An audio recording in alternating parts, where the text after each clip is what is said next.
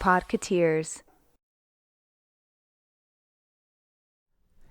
Do. Mana. Do.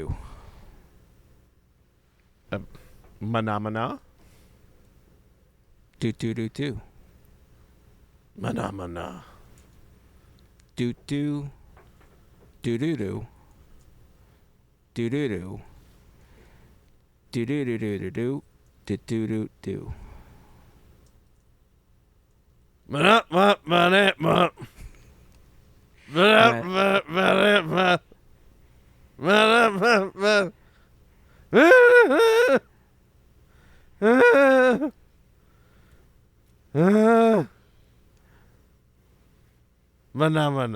Do.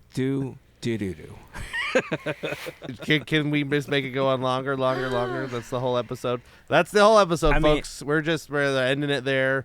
Run the credits. We could have started with the song that doesn't end, because it goes on and on, my friend. Some people started singing it, not knowing what it was, and then they just continued singing it forever, just because. Here I am saying really. Oh gosh, I'm out of it. The most depressed puppet you could ever find in your entire life.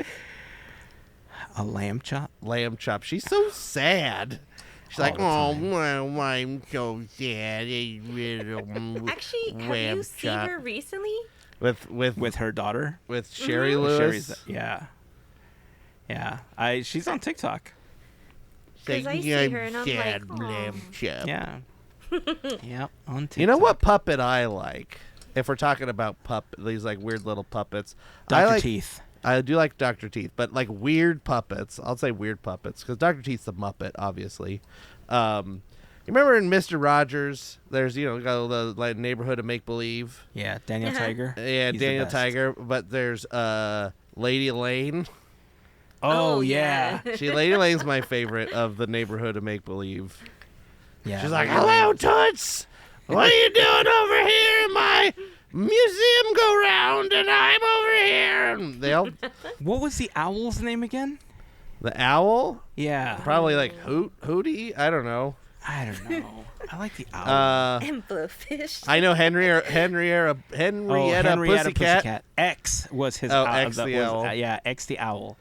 And then there was King Friday, Queen Saturday, Prince Tuesday. Who was the postman? Well, he's not a puppet. He's just a postman. No, I mean Mr. Furley. Not Mr. Furley. That's Three's Company. Mr. McFeely. Mr. McFeely. Kind of same vibe. Yeah. That was great. But Daniel the neighborhood of make believe was pretty awesome. Who else is in? There's so many characters. All voiced by him. Voiced by Fred Rogers, and they all kind of sound the same. Yeah, but they're fun. I am King Friday. I should do a King Friday commercial on. We should meow talk like Henrietta meow for the rest of the episode. Meow. I don't meow know if that's a good idea. Meow. But meow, we should probably meow not do that because meow they'll be real annoyed with us. Meow. I meow think you're meow right. Oh, meow.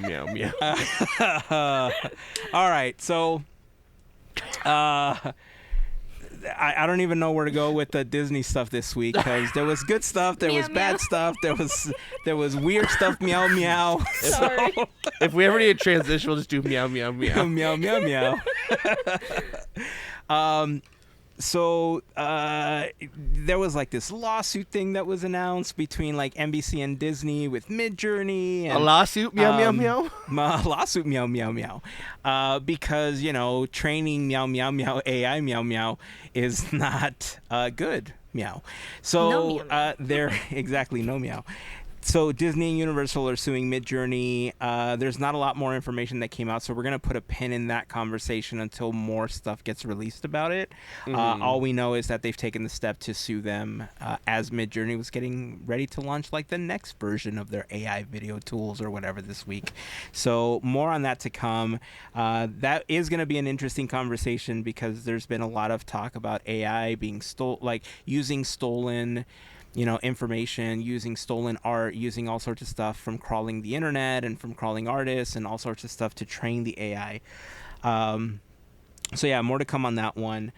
But speaking of artists, I do want to highlight a couple of things because we've been talking a lot about our Teamboat Willie fundraiser this year. We've done fundraisers in the past for the Children's Hospital, for cancer research. We're going to be doing this one for cancer research as well.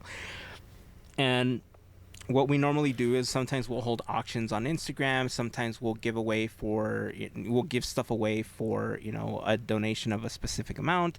That's what we did last year when we gave away like the Disney plaques and a few other things that we had.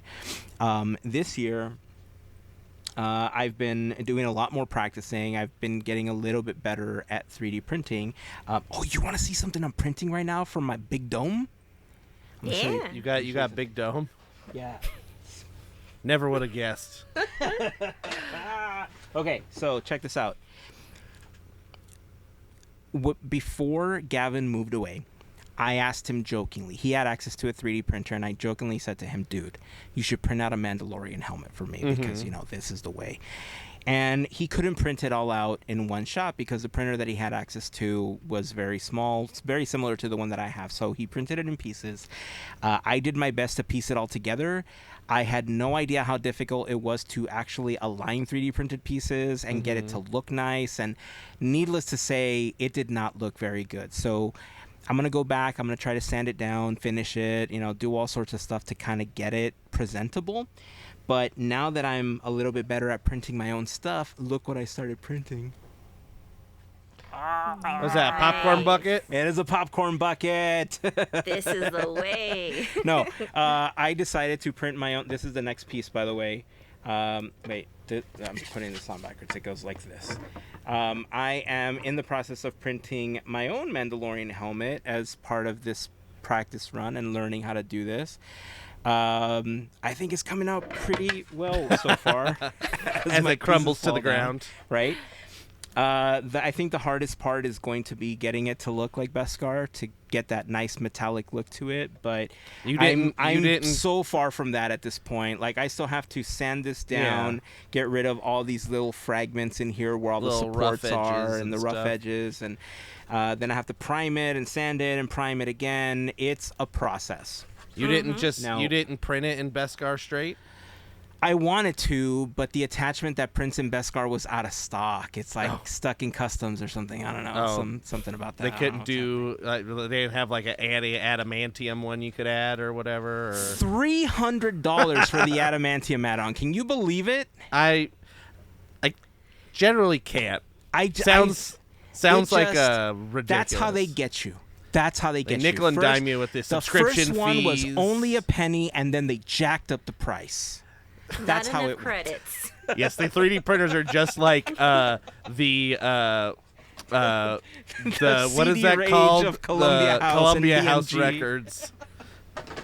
See, back in the olden days, kids, we used to have these little round things that played music.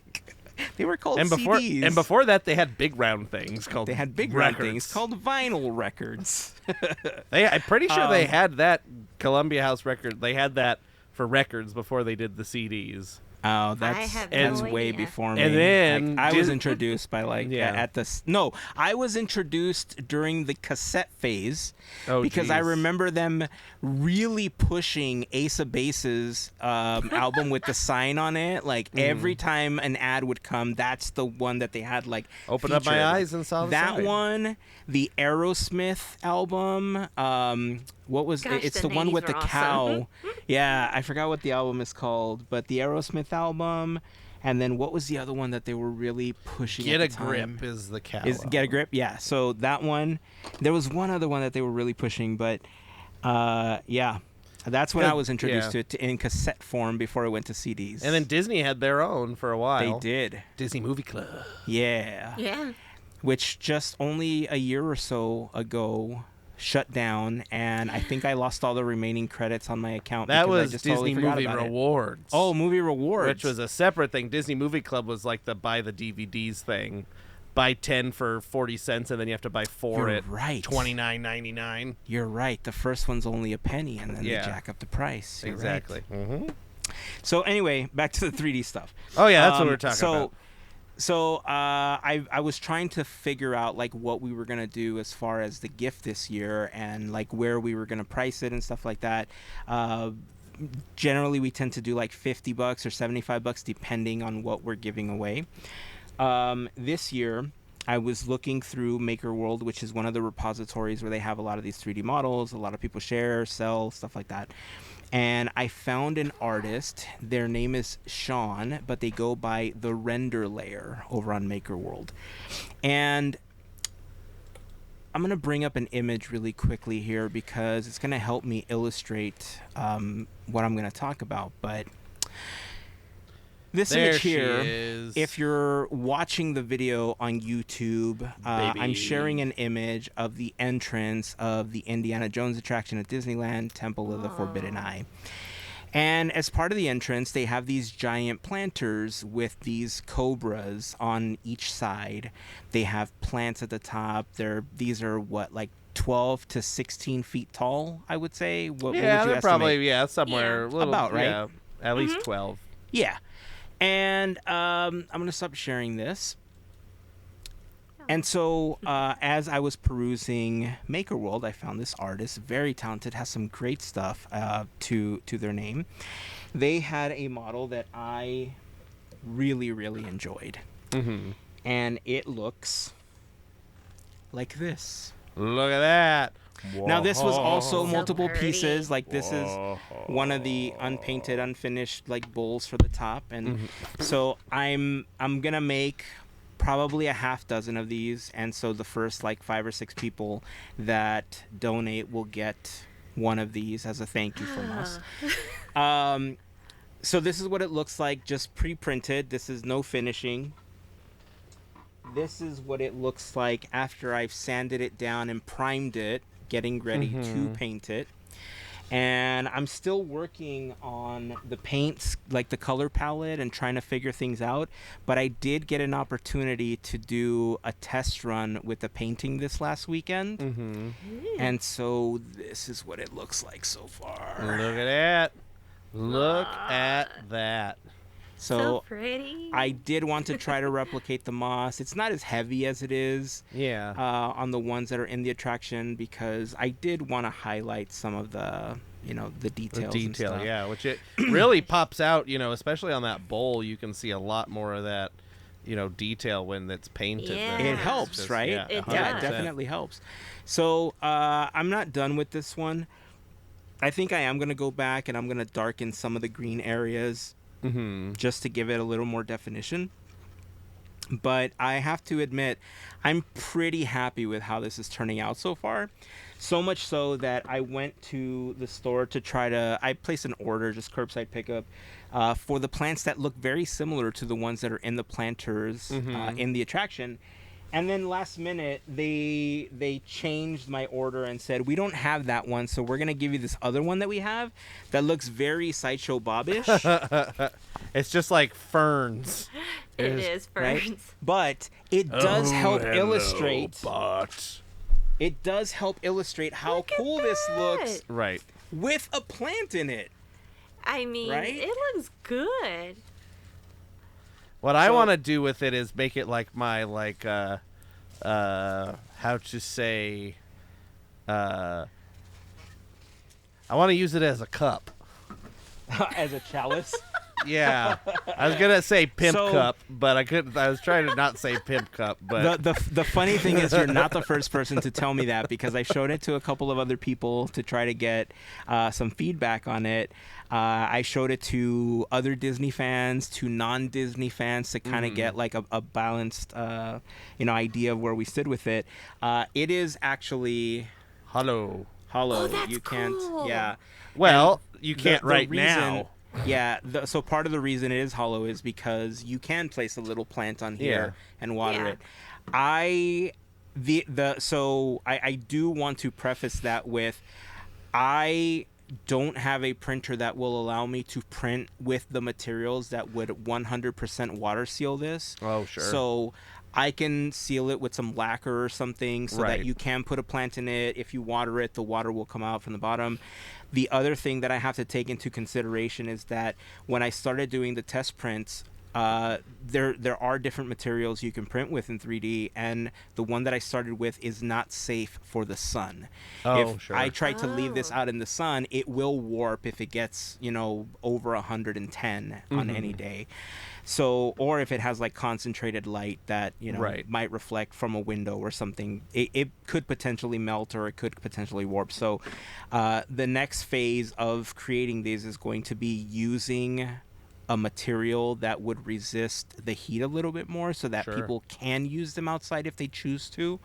But in general, these are more like indoor pieces. Sure. And I do want to make sure people are clear about that, because I'm just starting out. I know there are people that can make that happen. I'm just not there yet. My skill level's not there. Display only. Display only, exactly. There you go. I guess And then I just if realized. you get a Sideshow Bob plant, Yeah. then it's a display with Sideshow Bob plant. I love it though. I just realized I wore a very appropriate shirt today. Oh, you did. Yes, you did. That's perfect. Mine is kind of tied in. Yeah. Ish. We got SEA. And Melissa's got some leopard. We're in a jungle. Adventureland. In the jungle. In the jungle.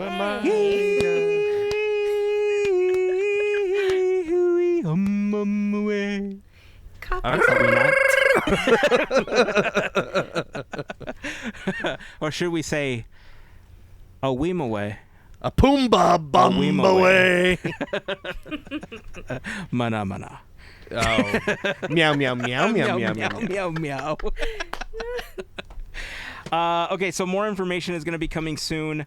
This is part of the reason why we've been delaying the full announcement for Teambo Willie and launching everything, is because I was trying to figure out how to replicate this, how to make sure that now, because I'm hand painting these, they're going to look fairly similar, but they're not going to be exactly the same, obviously, because That's I awesome. am That's hand called painting unique. and stuff. So Exactly. One of a Unique kind. for that. unique-ish, right? Yeah. One of a kind. Hand painted. Bespoke. Yes. Bespoke. That's the best. Still okay for Etsy after this week. Not mass produced. Not mass produced. But, I do want to just state that I'm just so appreciative that I did reach out to Sean and ask. I let them know that we were going to be doing this cancer fundraiser, that we give stuff away, and they were very, very kind to let us use this model, because a lot of the models that you are able to download and print are all for personal use. You can't really use them Right. to sell. You can't use them to make money off of it. And I did explain that we don't make money, that people normally donate to our page. Once we get the email confirming that a donation was made, we send out the thank you gift. And so Right. this is just one of the thank you gifts. And so, again, I'm only going to make about 5 or 6 of these. So the first 5 or 6 donations that come in are going to be the ones that get these. Depending on how things go, I might make more. Maybe if we hit our goal and then we extend our goal, maybe I'll make some more to help, raise a little bit more money. But we're not there yet. We're almost there. We're almost ready to launch. This was phase 1. I'm pretty happy with how good it looks so far. The next phase is going to be printing and painting one that is a little more heat resistant, so that if people do want to leave it outside, it'll resist that a bit more. I do want to make sure that I can lacquer it and that it holds up so that if people use it to actually put a potted plant in there and they water it, that it will be okay with the water flowing through the inside. But yeah, I'm really excited about this. I'm so thankful again to Sean. Thank you, Sean. If you have a 3D printer, you want to do your own printing, they're on Maker World. Check out the render layer. That is what their page is listed under. So yeah, more to come. So happy. Yeah, let's kick cancer's butt. Let's see. Oh, Mel. You told us in our group chat that you had some stuff to talk about Dreamlight Valley, because this last week, the latest update, the latest Star Path was just released. This was the mystery of Skull Rock, that after 2 years, we're finally getting some answers about who's there, who's in Skull Rock. Oh, who could it be? Meow, meow, meow. It was Henrietta Pussycat. Henrietta Pussycat. Meow, meow, meow. That intro is like, man, I'm about to disappoint you because I don't know who's in Skull Rock yet. What? Not yet. What? Well, my remote died on me. Oh, no. So I mean, I have to charge it. So I got to play a little bit, but okay, yes. So I do have the Switch too. And oh my gosh, can I tell you? One, it is perfect for blind people like me. And how fast it We the ones. 4 letters, 1 word. Yeah. Sorry, perfect. Jay. No, I didn't that's wanna. fine. This was their old T-shirt when they were part of the Bloodline. I just changed the colors, and instead of the tribal logo for the tribal chief, is the Podketeers logo inside. So we the ones, 4 letters, 1 word. It's perfect. Anyway, sorry. Something wrestling, No, something wrestle. I know. Sorry. So straight out the bat, like the update happened, it was smooth. I think what I was so excited for was having to go and rearrange my stuff, because you could actually put them in the middle, put stuff in the middle, so it's not off center or off center to the side. It's nice, and I love it. What else? Overall play just seems a lot smoother. I already did buy the Star Path. I'm like, yeah, I'm in. I'm gonna. The stuff's pretty, and I really like it. And I remember in our text how I was telling you how I was working on the like final mission for Maleficent. Yes. Okay, so. Oh, it was bugged, right? Like you couldn't finish it? Right. So I didn't even have her flame, but her flame came back, but yet I still can't finish it. So I don't know what is going on. Is it still not accessible? Yeah. Oh, that's lame. It's kind of stinky poo-poo That's stuff, but lame. but just off the bat, like I'm excited to play. I mean, I may play afterwards after we're finished. So because it seems pretty promising. Okay. So I did play. So I got a chance to test out some of the new features as well. I agree with you. The fact that we're now able to center things and like have some symmetry in our designs. Oh man, my brain feels content with some of the things I've put down into the valley. I bought the Neverland River waterfall thing. Yeah. So that is beautiful. Yeah, so it was very heavy moonstone. Yeah. It was a very high purchase. So I bought 3 things this week. Did you buy the other 2 things? I bought that, and then I bought the Tiki Room, and I bought the Tiki Room concession stand. Oh no, there's hear? Tiki Oh my gosh! Room. I gotta Can I get back tell you in there. what I did? Instead of a concession stand, because I wanted to make Adventureland, so I kind of put like, the ice cream. No. Oh, the ones with the little thatch roof, the ice cream. Yeah. That's cool. But now that they have that, I'm like, Oh, That's cool. that's I'm all- trying to. I haven't put it down because. So I bought those 3 things and.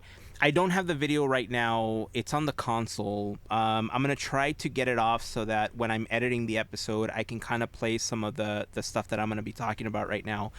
But the Neverland Waterfall is an interesting concept because it has the main component that you lay down, and it's the main waterfall, and then it just kind of ends, right? But then it works like a path where they give you like different water pieces, different sizes. There's like a 2x2, a 4x4, an 8x8, so like you can create these huge water landscapes. And then they have like the edges of the pond so that you can add like rocks and plants and kind of give it like a life of its own. And the water itself acts like water in the game, so you can put other plants, you can put boats, you can put other things in the water that you create as part of this like Neverland water thing. Interesting. I will say that the one thing that bothers me about it is that there's no way to get a lake or water that looks circular because it's got corners, and so it's very squared off on the edges. Like there's no way to make it look like an actual circular pond. They gave you additional pieces that you can lay as little pond pieces kind of to help accent it, but if you're building it yourself, you can't make it circular. It doesn't look good even if you turn the pieces or you angle them out. Like they just don't connect properly. They only really connect if it's a straight line or one of the corners, and then it's a straight line again. Just like how like the paths are. The paths are, yeah. Exactly. I went to Scrooge to purchase more of all of the pieces, and this felt like one of those things that you're going to need a good amount of, a lot of them. So with the exception of the main piece, which I think I bought like 2 of or 3 of just to kind of put in different places, I bought 25 of all of the additional items that were available so that I could create like water things on like the floating islands and other stuff. And I spent just over 1 million coins buying 25 of each for all the remaining pieces. I want to say that there was probably like 12 additional elements that you could purchase to help build the little ponds and the rivers as part of this package. So this is honestly one of the cooler packages that you can buy, which is why it didn't hurt so much that it costs like 3,000 or a little over 3,000 Moonstone. Because some of the other packages that I think have been higher priced that I think are so worth it are the castle walls, which are so good. Any of the wall packages, like if you could buy the ones that like the Agrabah walls or like the ones from the Mulan area, like those walls. Anything where you could build those structures, I think, have been some of the better purchases when it comes to the Moonstones, especially for decorating. This one, kind of a pain to get used to using it, but I think people are going to be able to create a lot nicer visuals for the stuff that they submit to, for the Dream Snaps. So I bought that. I bought the Tiki Room and the concession for the Tiki Room. I haven't put those out yet because I think I'm going to put them on Dazzle Beach, because on Dazzle Beach I bought the boats from the Jungle Cruise that they offered a few months ago, and so I have one that sunk near the bridge in Dazzle Beach and then one that's floating off in the distance. Oh, they re-offered those? They're going to. I bought them when they first came out. Oh, which was like a year and a half ago. Was it that long ago? I don't know. Oh my goodness. I have them, so it was quite a while ago. Time is just I don't know what time is anymore. Also, I just noticed I looked it up because I haven't been playing. The Tiki Room is the Walt Disney World Tiki Room. Yeah. If anybody cares. Yeah. So yeah, I'm gonna redo some of that, but the main thing I wanted to concentrate on was trying to finish the main quest to bring the character from Skull Rock into the valley. Spoiler alert, it's not Captain Hook. Okay. If you're wondering, I think it's pretty easy to put together that you have a Neverland waterfall, that you have Skull Rock, and I'm sure that you can piece together that it is indeed Peter Pan that you're bringing into the valley as part of this new Star Pathing quest. I will say that the way that you do it incorporates the Forgotten into the storyline, which I thought was a good way to tie together the original storyline of the game, because we've been wondering what's in Skull Rock since the first year that the game launched, because at the end of that first phase, they teased Skull Rock. And so we've been kind of holding on to it for a couple of years now, and the fact that they tied the Forgotten into the story as part of this storyline, you get to name the Forgotten. You get to give them a name finally. Oh. And so they will never, they're not going to be the Forgotten anymore. And so any guesses as to what I named the Forgotten before I tell you? Bob. I'm using my second account. I use my second account on this one, so it's using the female avatar. So any guesses on what I named her? The Forgotten's name is Lillian. Lillian. Meow, meow, meow. Meow, meow. Henrietta Pussycat. Her name's Henrietta. Her name is Henrietta. For real? Let's see. I'm gonna cut. Let's see. What would Heyzen? I'll give you both. I'll give you both a hint. Sure. I'll give you both a hint. It has to do with their visual appearance. No, her name's not Purple. Violet? Oh, that would have been a good one. Damn. Raven. Oh, that would have been a good one too. Damn it. Actually, I'm really content with what I named Raven. her. So. I pick It's the future I can see. Dipper. Oh, Dipper. Maybe that's what I'll name the one on my other account. I'm gonna name him Dipper. One more guess, Mel, or are you good with Henrietta, Meow, Meow, Meow, Lillian, Meow, Meow? Meow, meow. Okay. I named her Ivy because of all the thorns and all the vines and all the plants. And that's cute. So I named her Ivy. I feel bad for my poor Forgotten, because it's going to get some stupid name when I get around to it. Your Forgotten Meow Meow is going to walk out of the castle and be like all disheveled like in Animal Crossing. It's going to be like their hair and Sala McGruff. Like, it's going to have some stupid name. Give it a title.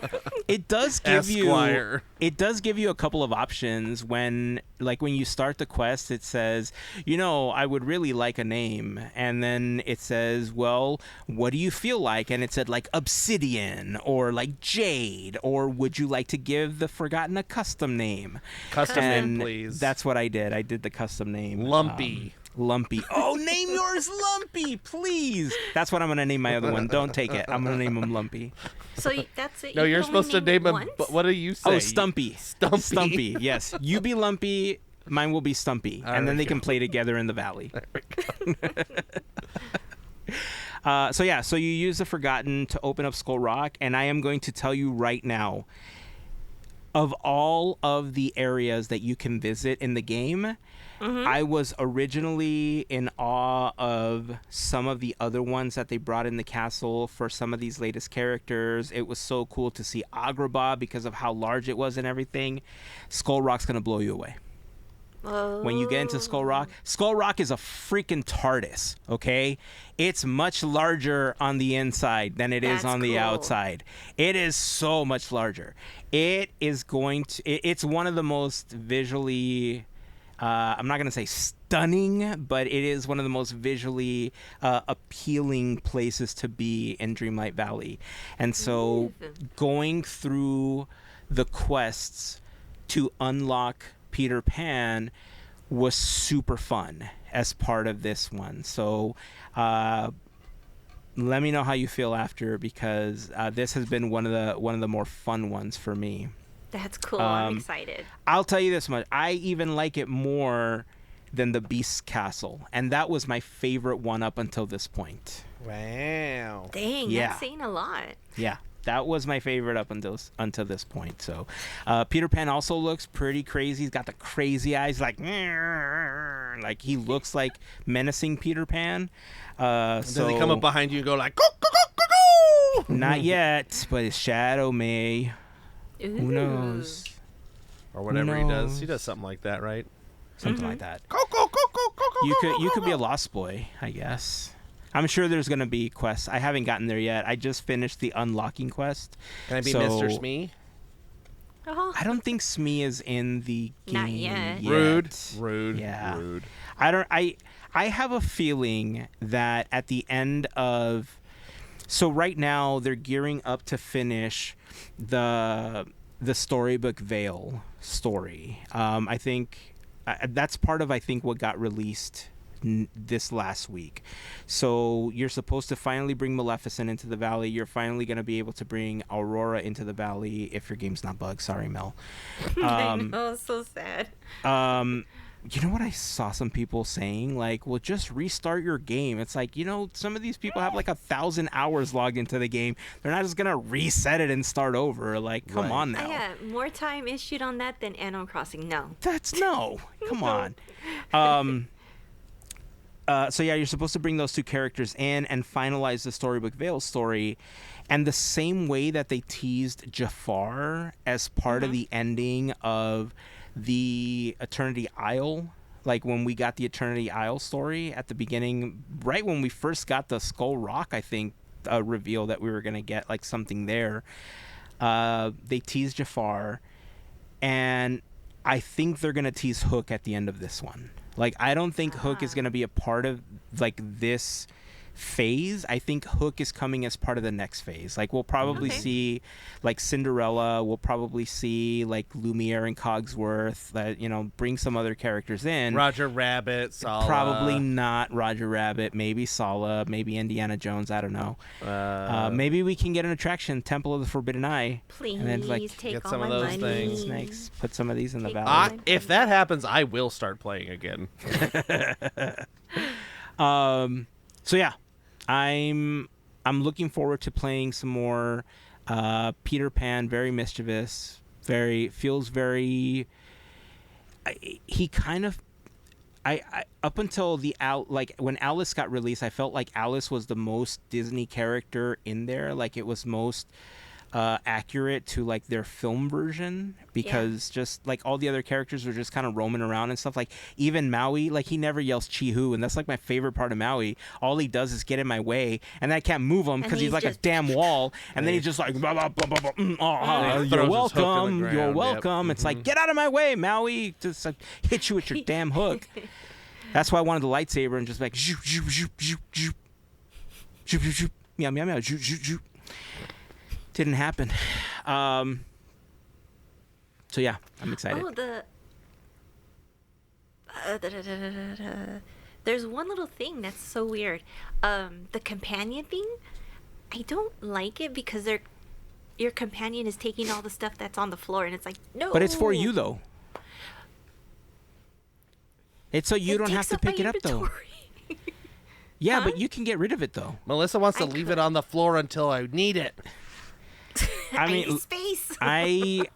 I leave a lot of stuff on the floor as well, especially when I'm trying to like breeze through one of the quests, and then I just go and I use one of the ancient vacuums to like pick everything up. They should, what they should do? They should get your companion to have a little backpack, and then their companion can have its own inventory. They do have their own. So here's how it works. I don't know. I'm not playing. One of the changes that they made with the companions this time around is that each one now has friendship levels the way that the villagers do. And so when you max them out, I think 3 or 5 is their maximum. I don't remember.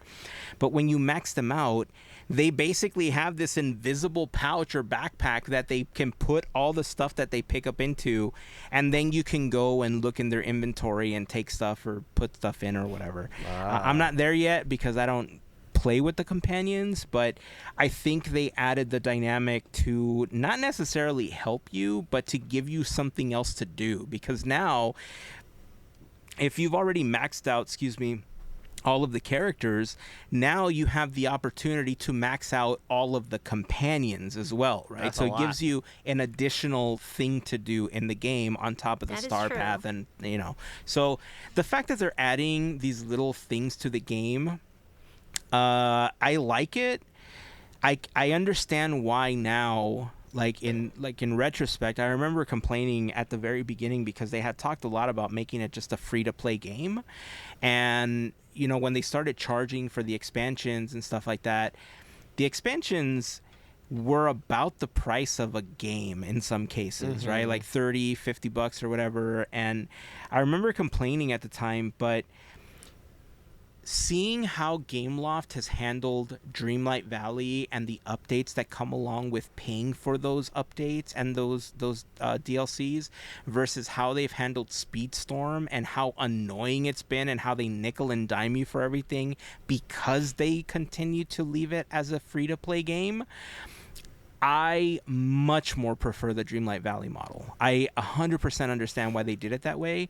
If Dreamlight Valley was free to play, I don't think we would have gotten as many updates. I don't think we would have gotten as many star pads and stuff like that, because I think one thing we have to keep in mind is that they have to pay for the intellectual property rights to use these characters, and the more that they add, the more rights that they're paying for, right? They just don't have free access to everything that Disney has in their catalog. So that's also why it's a little slow to get certain characters in, or why we only get certain ones at certain times and stuff. So I think it's a fun time to pick up the game. A lot of the original issues that they had on there, they've kind of ironed out over the course of the last 2 years. So a player now will definitely have a much easier time playing than somebody that started when it first launched, because it's just not as buggy as it used to be. It's a lot more enjoyable. It's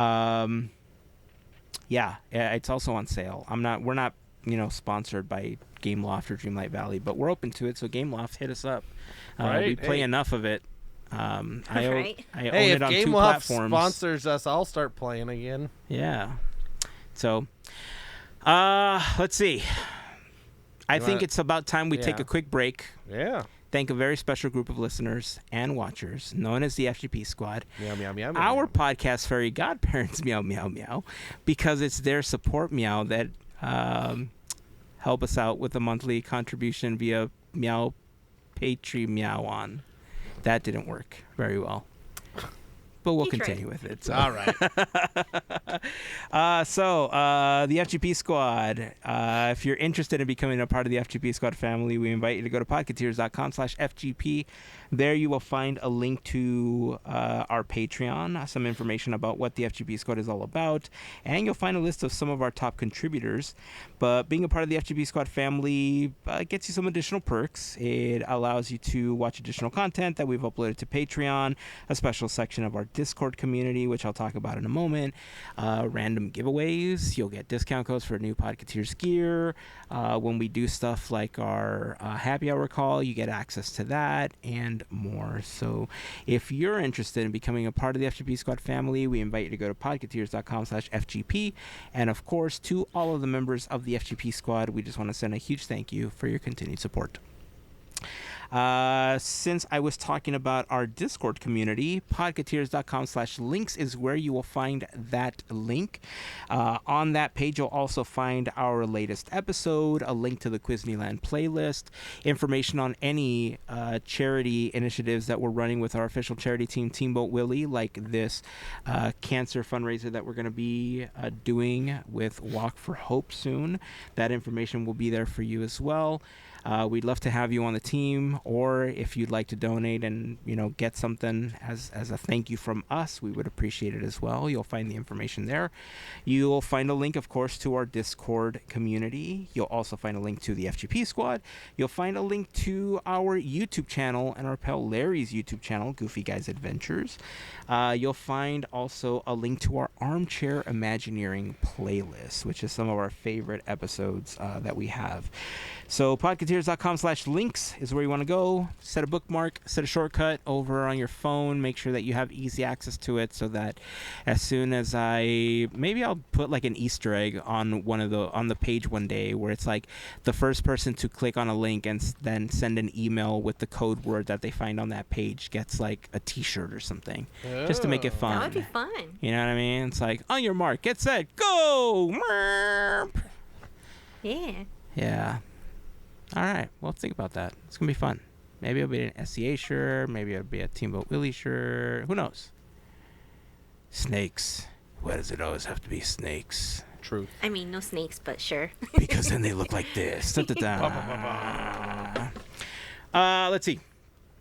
I want to show you this video because I'm not sure if we've talked about this creator. So one thing, I know that the last handful of episodes, I've been showing you videos of creators that I found as I'm looking for inspiration for things to print or things to work on, just to create stuff, right? It's how I've been keeping busy. It's, it's just been fun building things recently. And as I'm scrolling through, the recommendations, I want to say that we talked about this creator at one point. When you see the video, remind me if we did, but if not, I just want to highlight what they're doing because this is so cool. Did we ever talk about this creator? She goes by She Builds Robots. Doesn't sound familiar to me, but sometimes I don't pay attention, believe it or not. I want to say maybe in our chats. Okay, so that's Maybe.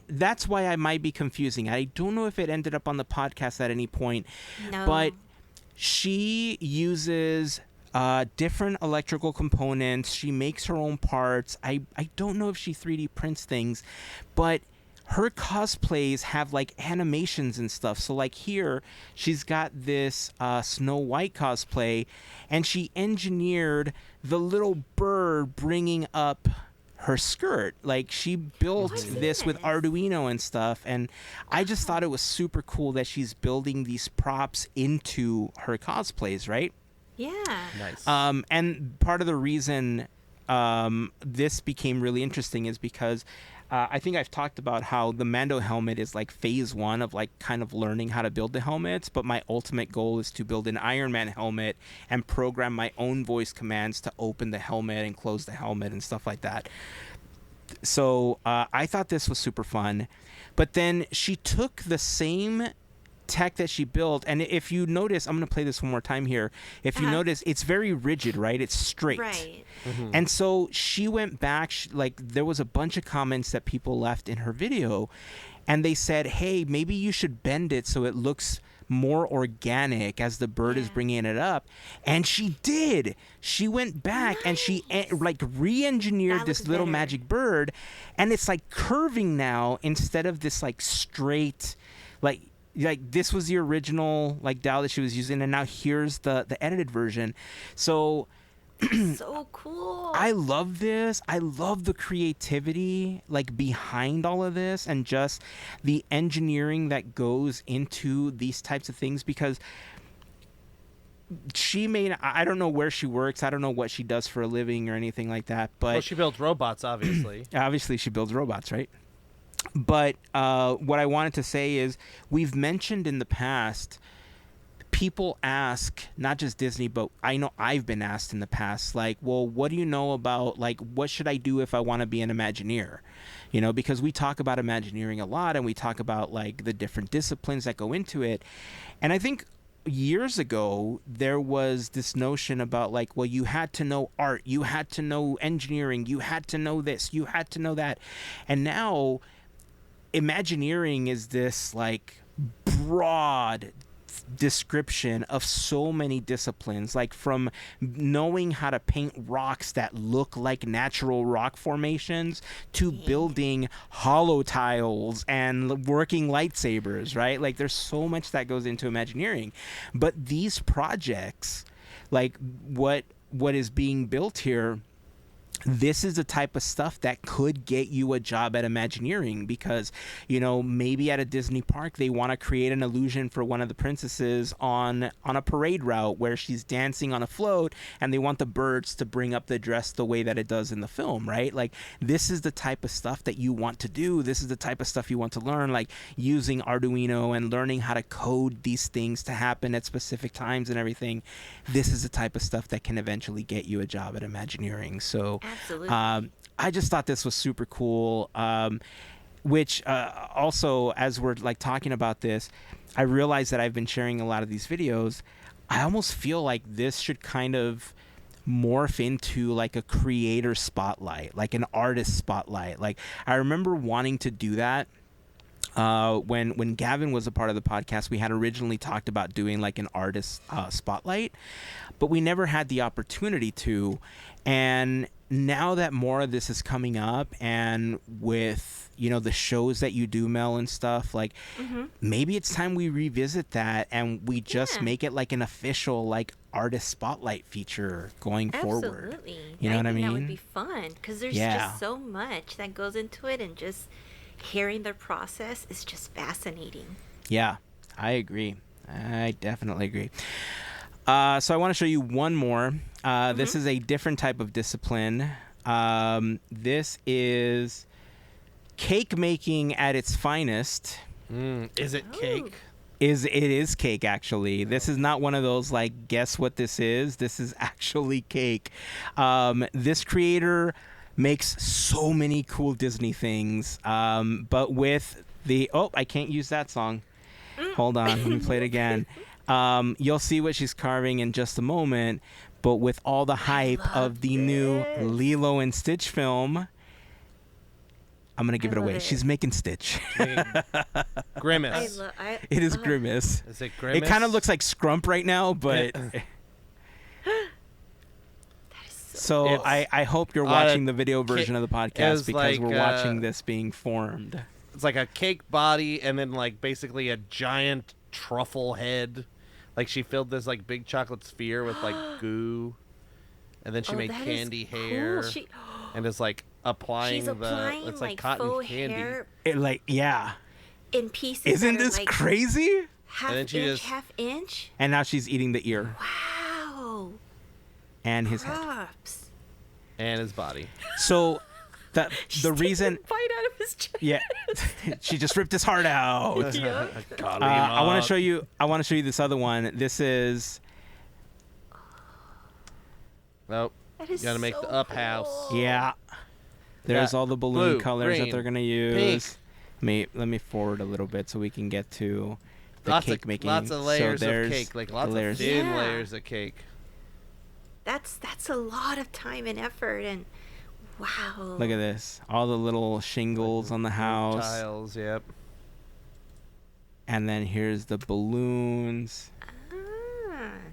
That There's is all the very little smart balloons that approach. went into it.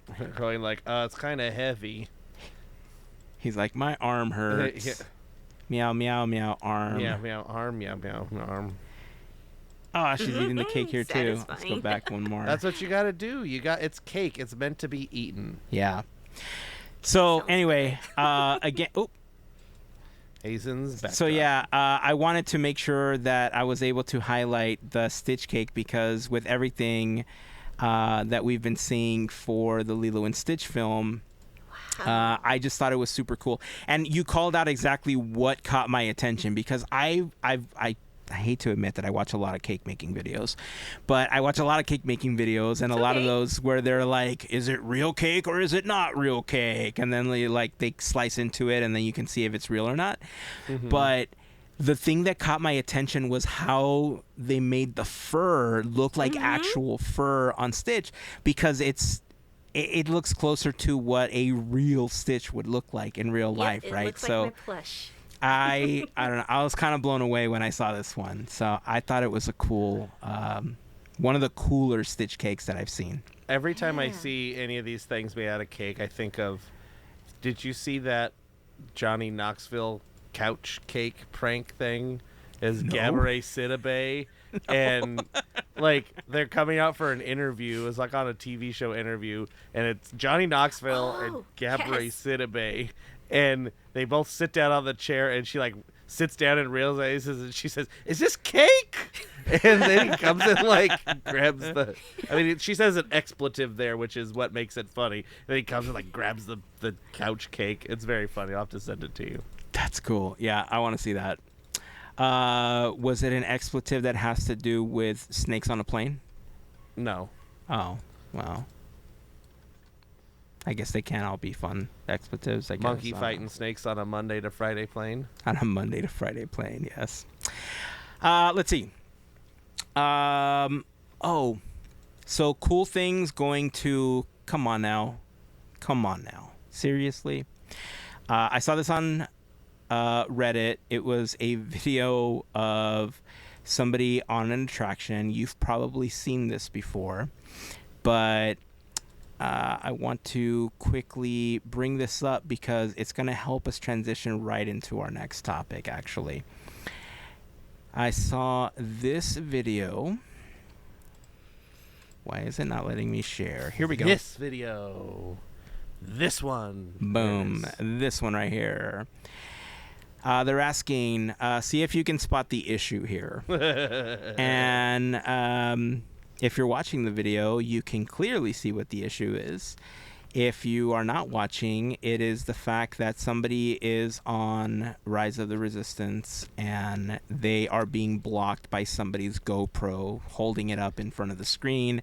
They can't see what's actually happening on the attraction screen. I think itself. Is that a GoPro? Is that a whole phone? I can't even tell. It's a GoPro. It's some kind of action cam. I don't know if it's a GoPro, but it's some kind of action cam. But still, on a pole and everything. So this is part of the reason why when I was still going to the parks, I stopped vlogging because I realized how much of a nuisance it was to other people around me. And at the time, there weren't a lot of people streaming. There weren't a lot of people creating these vlogs. There has definitely been an explosion of people doing this more often in the parks. It's not just the fact that they're vlogging for larger platforms like YouTube. It's the fact that they're also live streaming in the parks as well. And we've talked a little bit about how one of the reasons we like Larry's streams, Goofy Guys Adventures over on YouTube. If you're not following, make sure that you are. But part of the reason we like Larry and his streams is that he's way more respectful. Like he knows to like just to be so blunt about it, to just shut up when you're on the ride, when you're on the attraction. Just enjoy it. If you want to film it, but just don't say anything. Don't ruin it for other people. And then there are these other streamers that make it a point to go out of their way to be like boisterous and to be like just kind of just flat out annoying because they know that it's going to get people to give them donations or whatever they're asking for as part of their live streams, right? And I remember we had a conversation. I think part of it made it on one of the episodes. I don't remember how long ago it was, but I know we've had a conversation off podcast about it where we talked about Disney just releasing their own ride videos. Like we've seen them before. We saw them when they opened up Tiana, when they've done it for multiple attractions. They did it for the Main Street Electrical Parade when they brought it back, and when they reopened the parks. So it's not unheard of for Disney to put out these actual park videos. We actually took it a step further and we talked about how, especially with this Walk in Walt's Footsteps thing, or when the Walt animatronic debuts in the park next month, that it would have been nice if they did like a walking tour of Disneyland with like VR goggles or something, so that people that can't attend the parks or that may be bedridden or in the hospital, whatever, that they have an opportunity to enjoy the attractions, that they enjoy the park, they can walk around, still get the experience in a way. So I can't validate this in any way. This is purely speculation on my part, but This week, Disney released, there was an announcement by Disney that Scott Gustin had posted over on X, I believe, saying that 16 official Disneyland POV videos are coming to Disney Plus on July 17th as part of the 70th anniversary. So part of these Disney Park POVs, we're going to get a Pirates of the Caribbean video, Indiana Jones Adventure, Radiator Springs Racers, The Incredicoaster, Haunted Mansion, Tiana's Bayou Adventure, Cars Land, the Pixar Pal Around. Come on, really? Nobody wants the Death Wheel. Big Thunder Mountain Railroad, Jungle Cruise, Soarin' Around the World, Avengers Campus, Hollywoodland, Main Street USA, Mickey's Toontown, some of the nighttime spectaculars, which we've wanted the fireworks shows to be a part of something. And a part of this release, there's already a couple on Disney Plus. There's one for Rise of the Resistance, and there's also one for Galaxy's Edge. Right. And I remember when we were talking about it, I saw the video and I thought, no fair. There's nobody there. They got an empty park to film this in. Right. How dare they? When I've tried to do the same thing, there was a bunch of people in my way. What the heck, man? So yeah, I think the really great thing about this is that,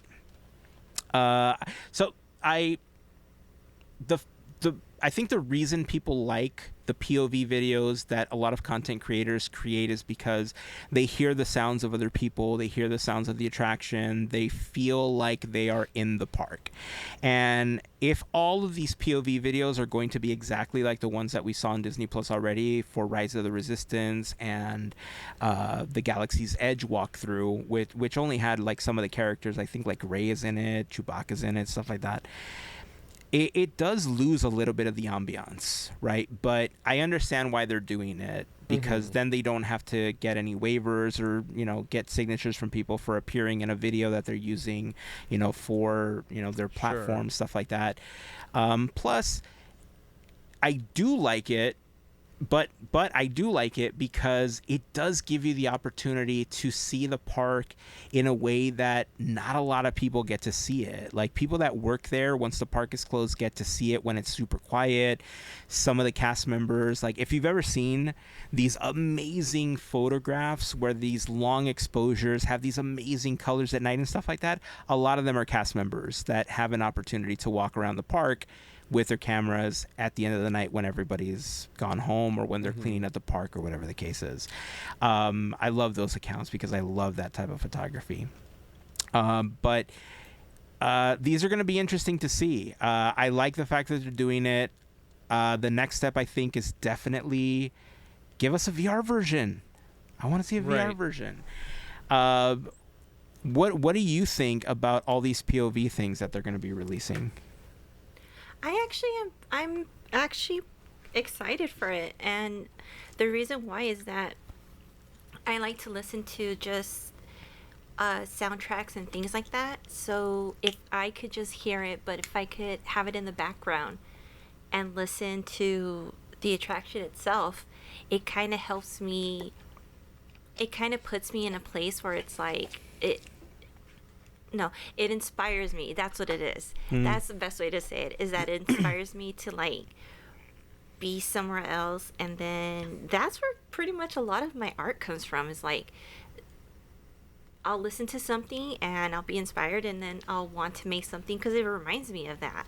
I think it's cool. It's kind of, we gotta wait a month but I'm excited for it. So I'm looking forward to it.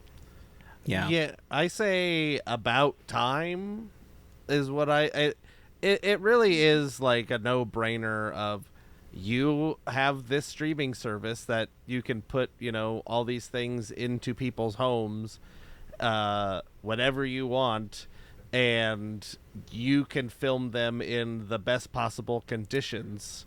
So why not do it and make it, basically advertising for your park? See what you can come, because people aren't going to say, well, we have Disneyland at home, and then you turn on Disney Plus. Like, I mean, that would.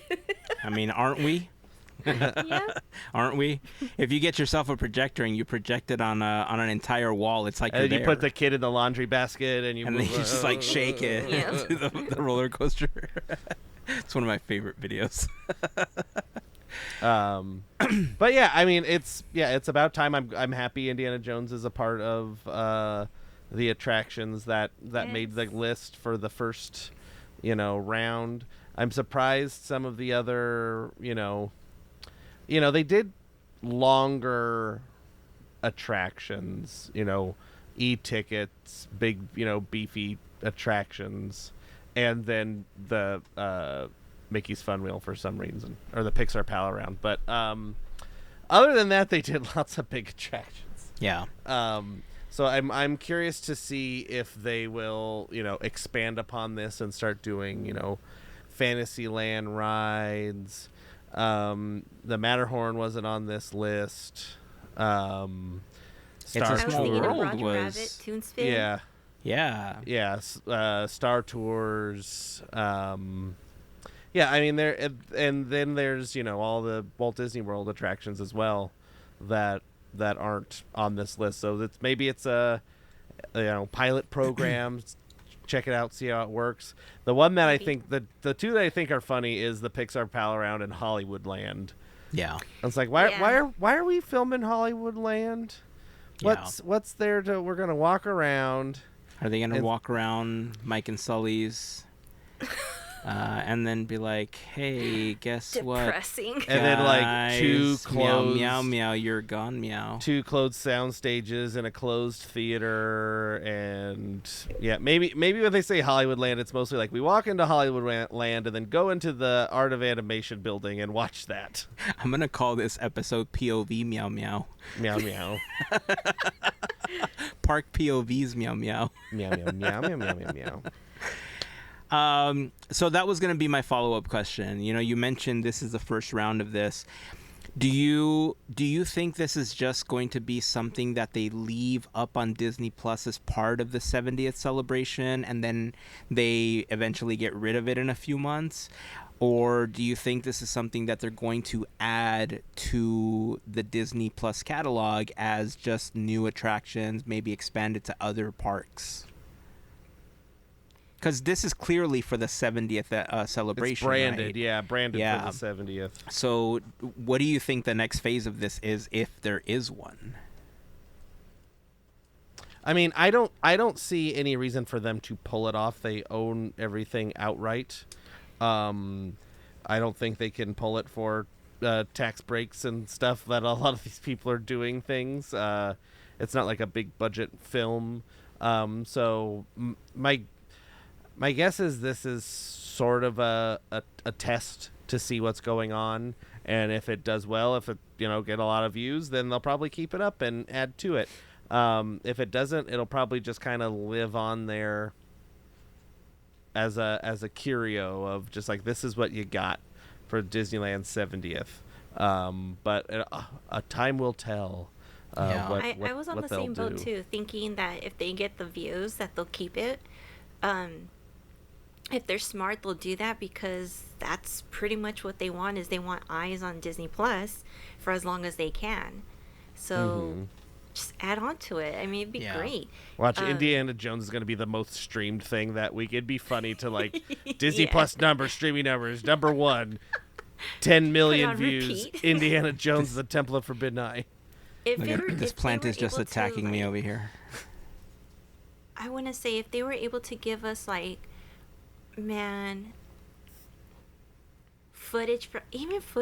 park footage from yesteryear and stuff, like things that, but unfortunately they didn't have the technology, so I wish there was one for People Mover. That would have been great. I was gonna say that, if they did, I guess the problem with that goes back to what I was talking about when I first talked about the POVs coming, is that they're doing it without people in the videos, right? Because then they don't have to pay anybody, they don't have to get releases, the talent releases and stuff like that. So it's there's a couple of things that I think can be like highlights of this, and that's, with Indiana Jones, for instance, and the Haunted Mansion, they have an opportunity to do something that is lacking from a lot of current POV videos, and that is properly light these attractions so that they look absolutely stunning when you stream them. And stabilized videos. Stabilized video. I mean, not like too make sure. stabilized, 'cause you gotta move and. Right, but enough That's that cheap. you know it makes you feel like you're on the attraction, but you can still enjoy the things that are around you, right? But Absolutely. the lighting, making sure that things, you know, are functioning on the attraction, that they turn them back on specifically for the filming of these things. I think that is the advantage, obviously, that Disney's going to have in making sure that these are top-notch videos that really stand out against the ones that are currently on YouTube just by any content creator that happens to have a really nice 4K camera and is able to take really good video in low light conditions, right?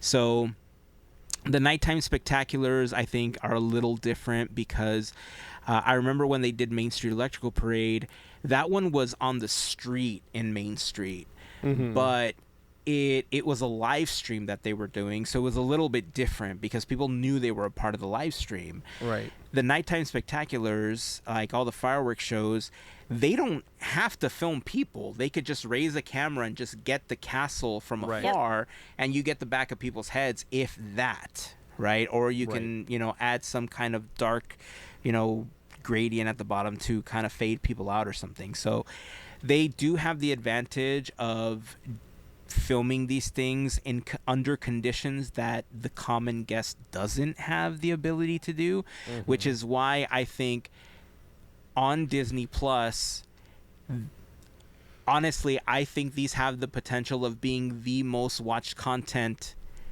on the platform altogether, right? Like, they may have popular TV shows, they may have things, but like, look at The Mandalorian, right? Everybody's talking about The Mandalorian when it's like first streaming, and then it ends, and then some people cancel Disney Plus, and then some people come back when there's, you know, Andor or whatever. I don't know, but this stuff, like you said, Mel, I listen to the soundtracks of these attractions as well as part of like my working process sometimes, like just to kind of help my mind just separate from everything, you know? And if I can also watch part of the attraction when I'm doing that, that's a huge plus. I really do think this is going to be the most popular stuff on the platform going forward. Yep. Or has the potential to be. So July can't come fast enough now, because I need to see this. Only, as you say, Andrew, only time will tell. Only time will tell. Only My time favorite will thing tell. to say. Best part, no waits. No waits, exactly. And you can go to the bathroom whenever you want. That's right. Single rider all the time. But then again, nobody wants to not be single rider in the bathroom because, you know. No. Right. You know. All right, that's it. That's where we're ending it. Single rider in the bathroom. Single rider in the bathroom. Do we have a quizzing line coming up this week? Yep, there will be a Quizneyland. Any teasers on what's coming up? Yeah, I'm still working on it, but there'll be something about water parks. Oh. Something about 101 Dalmatians. They're dogs. Did I get it right? They are dogs. That's not the question. Oh. Okay. A Robert Altman film. And something related to Mickey Mouse. So I think those are the questions going to end up with, but they might be a little different, but that's where I'm at right now. All right. Nice. It's a good teaser right there. So, all right. Well, Andrew, I hope you get an opportunity to jump back into Dreamlight Valley. Peter Pan, I think, is going to be fun. Mel, I really hope they fix your Maleficent issue. I know that was... I honestly thought that this update that came was going to be when they fixed it. So now it's time to complain. Time to send them an email. I'll vouch for you. And then, you know, or we can reset the whole thing, start 1,000 hours of gameplay again, like everyone on Reddit is suggesting. No, don't listen to them. No. All right, that's it. That's going to wrap it up. Until next time, keep dreaming, keep moving forward, and always remember to pass on the magic. Have a fantastic week, everyone. Bye. See ya.